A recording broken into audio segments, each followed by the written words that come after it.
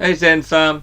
So, I think it's time we had a wee conversation about what exactly are we looking at when we come to PlayStation 5, given what we've now seen from E3.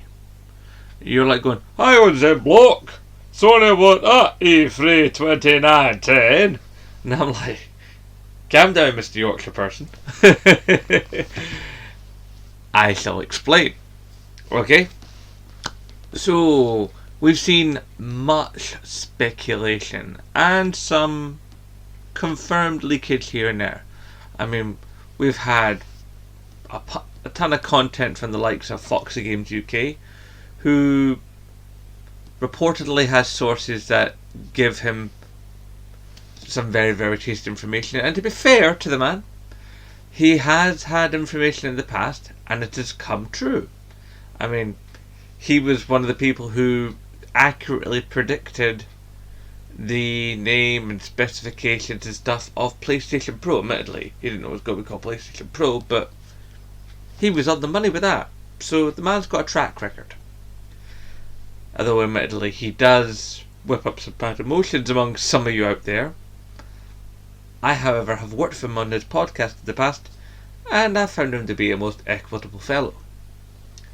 Then on the other end of the spectrum, you've got guys like Tobe Gaming, a relatively newish channel, but has been growing his subscriber counts very quickly because it's one of those accounts that's all like, I'm talking about the new thing.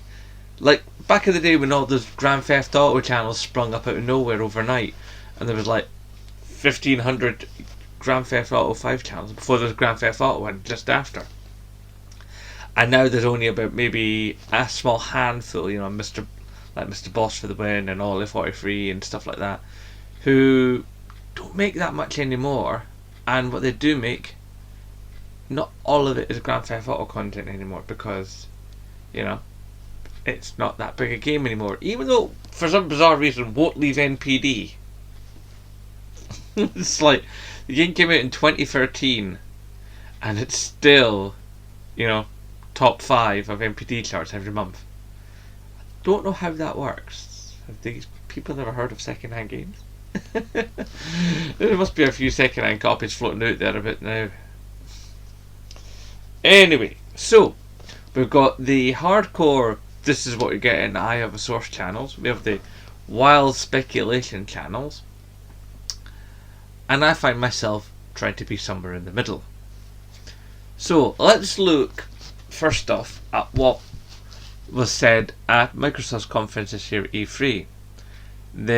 Phil Spencer basically said that it was going to, it was going to have like faster loading times because of a solid state drive.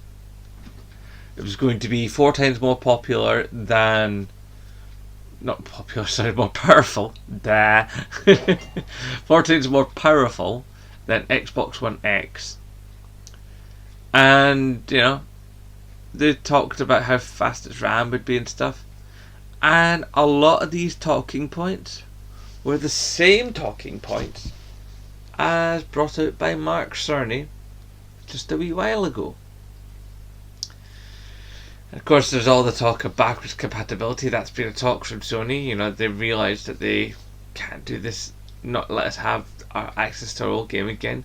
Now, whether or not the idea that it'll be just PlayStation 4 games or it'll go all the way back, or maybe I'll just get PS3 games or whatever, who knows? Who can say? I mean, it is fair to say the more they put into the box, the more expensive the box becomes. Now, it's also interesting to note that Sony at E3 always come after Microsoft. So, they will have at least a day and a half to scramble around after Microsoft's conference and tweak things. Now, they can't tweak that much because what they have is generally what they have. But it is fair to say that they will make stuff on the fly. I mean, we all remember the Adam Boyes and Shuhei Yoshida video were like, here's how you share your PS4 games. Yeah, we all remember that. That was a zinger right there. So they'll have a little bit of wiggle room, but not much. I mean, it could be the case, that PlayStation will see the price of the Xbox Scarlet, whatever it's called, once it loses its code name. And, yeah.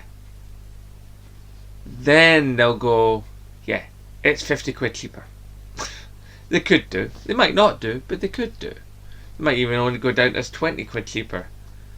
And people are cash motivated. But on that, we also have to remember that what we're talking about here is an expensive bit of gaming tech. I mean, both Sony and Microsoft have said they want to be 8K ready. Now, to me, what 8K ready means for film content, data content, not games. Because we have enough trouble getting 1080p 60 games on a 60GB Blu-ray disc. And Sony have confirmed that you will still be putting a piece of physical media into the machine. Now, does that mean they're going to go to, 4K Blu-rays? Possible. I have spoken in previous prediction video that they might even go for some form of cartridge like Nintendo. I mean, SD cards. You can now get SD cards that are a terabyte.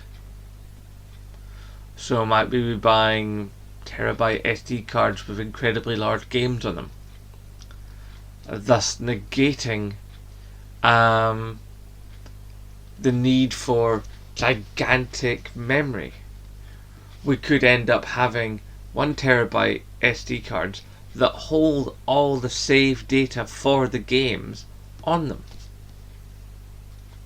So it's like, if you've done a bunch of stuff in a game, because of the extra space, that can be on the game, actually on the cartridge. Much like what we used to do back in the cartridge days, back in the on the Mega Drive and the SNES. Yes, I said SNES, Americans. Okay, so we got that to consider, but then an SD card reader is a lot less expensive than a disc reader. But they might still put a disc reader in, because if you're going to have backwards compatibility to previous systems, then you're going to need to have that disc slot. But if it's only for those titles, then you could just keep it as being just a Blu-ray. And then people will go, but I want to watch my 4K Blu-ray DVD, Blu-ray discs on my telly. It's like, let's be clear about something here. How many people do you know, one, with a 4K television? Be honest, how many people do you know? I know nobody with a 4K television. Okay? Point 2. How many people do you know that are ready to go out and buy a dedicated 4K Blu-ray player? How many? 0, I'm betting. And somebody that has both? Yeah, unless you've got money to burn. I don't see that. So let's be realistic. Okay? Blu-rays and DVDs are still just fine and dandy for movies. They've got a massive wall of DVDs, and they've got a good collection of Blu-rays. I know the Blu-rays do look, half the time I'm happy with the DVDs. And also remember that streaming movies off Netflix is analogous to DVD quality. So for movies, you're not really going to need too much more. So you could just, rely on having a standard Blu-ray player, which now are far, far cheaper because they've been on the market for so many years. I mean, let's remember, Blu-ray came out before PS3 and was included in PS3, which is the reason why PS3 started so expensive, because the technology was so new back then. I mean, before the last month or so, before PS3 was discontinued, look how cheap PS3s were. There's a Blu-ray player in them. Just consider these kinds of things. And people are going to go like, oh, what about the cost? It's going to be expensive. It's like, if they throw in all this, is like, will people be put off? Can I remind everybody of something, right? We all, pretty much all of us, have mobile phones these days, right? Your average mobile phone can cost anywhere between 200 to 800 quid. 200 to 800 quid. Okay? And we carry this thing around, bashing about in our pockets. We have to have like armour on our phones. Okay? And screen protection stickers. Alright? It's just like, can we all just calm down about the price? Look, new technology is always expensive. And the new technology, right at the point it happens, is the most expensive of all. So, live with it. I've already started saving. I started saving quite some time ago, actually. And I want to be there day one. It's that simple. It's going to be expensive, but I think this time it's going to be worth it, because the way they're talking about the guts of the machines, both of them, the way they're talking about the guts of both these machines, they are going to be a leap up and a leap forward. They are going to be something extra special. And this is a good thing. So, let's recap, shall we? Yes, it'll be expensive, but you spend more on your phone, and some people let their toddler, play with their phone while they're in a coffee shop or a restaurant or whatever. We don't know what the format is, but it's largely irrelevant. Will it be backwards compatible? Who's to say? The more backwards compatible it is, the more it rises the price. Are you prepared to pay that price? And what's it going to cost? Well, that's dependent on a number of factors. What's the box? When it comes out? What Microsoft charge? What Sony think people are prepared to pay? And bear in mind, people will talk about how, oh, PlayStation 3 when it first came out, it was $600 and that was unacceptable. Yeah, at that point, when you bought a phone, it cost you maybe 80 quid. Times have changed. Okay? That's simple. Times have changed.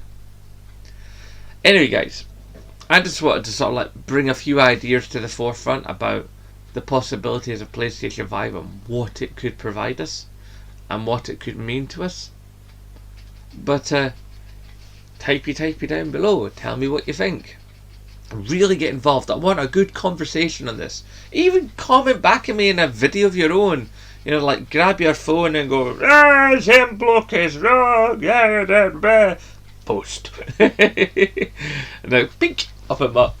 It's like you'll be linking me in your Twitter and going, I made this video against Soundblock. He is wrong. And then I'll plop up on my Twitter. Somebody mentioned you on Twitter. Oh, hello. Oh, wait a minute. Oh no. It said I'm wrong. That's not hardly bad. I'll still watch it. And then I might even share it if I think it's good content. So, okay, guys, I'm gonna stop worrying on. Okay, look, you know the drill. Rate, favourite, comment, share, subscribe. Of course, as always, nae bother.